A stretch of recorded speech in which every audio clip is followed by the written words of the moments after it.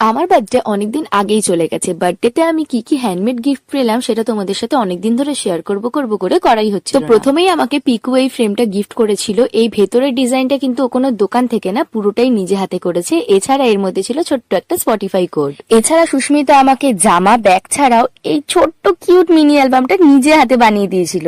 এখানে আমাদের অনেক সুন্দর সুন্দর মেমোরিজ রয়েছে। যাই হোক, ভিডিওটা ফার্স্ট করে দেখাচ্ছি কারণ এখনো আরো দুটো গিফট বাকি আছে তাই।